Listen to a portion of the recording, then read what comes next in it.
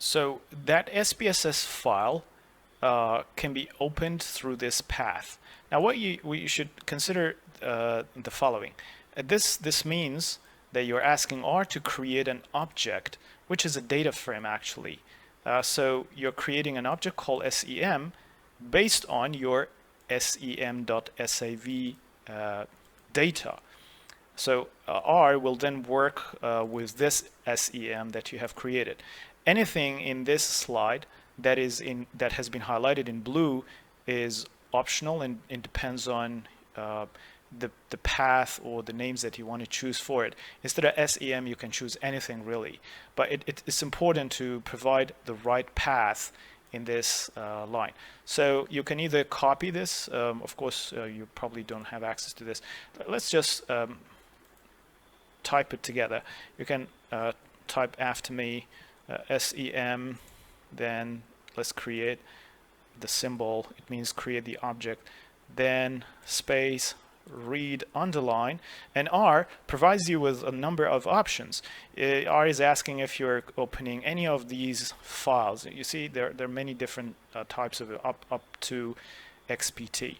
So I'm asking R to open SAV for me, because the file that I want to open is of that format, SAV. Now, I need to include 2 quotation marks, and then I just want to copy and paste the path, because the path is really long, so I might make a mistake in typing it out again. So copy and paste, and I'm going to hit Control and Enter on my keyboard. Good. So you see this object was created. This was not there, meaning that now I have something called SEM, but I haven't opened it yet. So the next step is I'm going to ask R to open it, or to allow me to view what is inside SEM. So let's use View and Enter SEM, Control Enter, and there we go. It opened it for me. So the command side is here, whereas the data frame side is to the right hand side of it. In this data set, you see I have gender, motivation, and a lot more variables that are there. Okay, so far. So I have covered opening a data set as well, and also creating R objects. Of course, we can create all sort of R objects. This is the basic sort of R object. The other thing that we should do is really to check the names of the variables that are there. In order to check the names, you can either look at the, use this prompt, names, and then the name of the object that you have created, or use head. So let's try both of them and see the differences between them. Head, SEM, Control Enter, and there we go. So the head, that's the name or the title of all of the columns are provided here. And if your R runs out of space to the right hand side of this console, it then provides you with the name of the rest of the variables. Here we've got 10 more variables, as you see, and they have been listed right at the bottom here. Okay, so I'm now sure that I have opened the dataset that I really want to use later.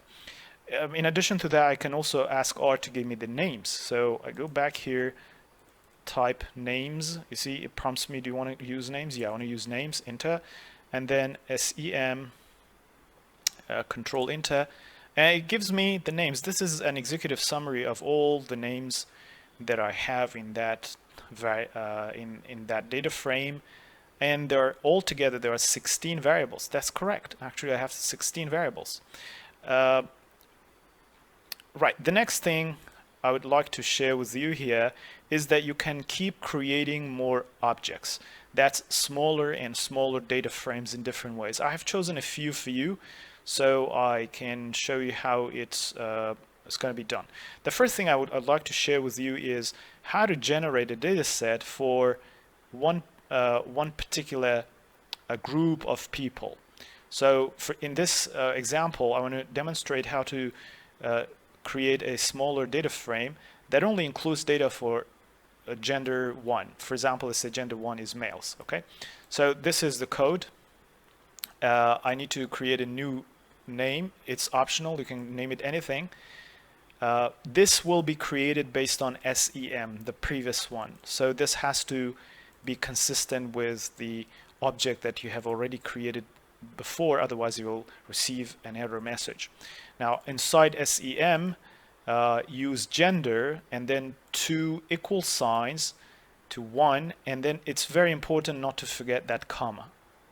So let's try this one. So I want to create SEM2 and then create an object for it from SEM. Yeah, you see I'm prompted, so SEM. Then brackets, again SEM. Yes, I don't want to choose it from there. Now the $sign, it provides you with an array of options. It means you have these options to choose from. So I'm going to choose gender. All right, and the rest of the code is equals 1. Up to you. You can equals 0. Really, if you have other codes, that should be fine. I don't think that including or excluding a space would make a big difference. So 1, and importantly the comma. I want to highlight this and run. Good. So this means that the code has been run successfully. I don't see any error messages. That's good news. And I have already created another small file here. Good. Or I mean a small data frame. Now I want to create, I want to be more innovative with this. You can run this code if you like. You can create another data frame in which only gender that's equal to 0 is included and nothing more. Okay. Now I would like R to provide me with a summary of any of these 2 data frames that I have created, any of these 2 objects that I've created. So I want to ask R, can you, I mean you can type it here really, but I want to be methodical, so I systematically just want to type everything that I want to do right here in the source section rather than in the console section, because you can then save the current document, and you can always use that.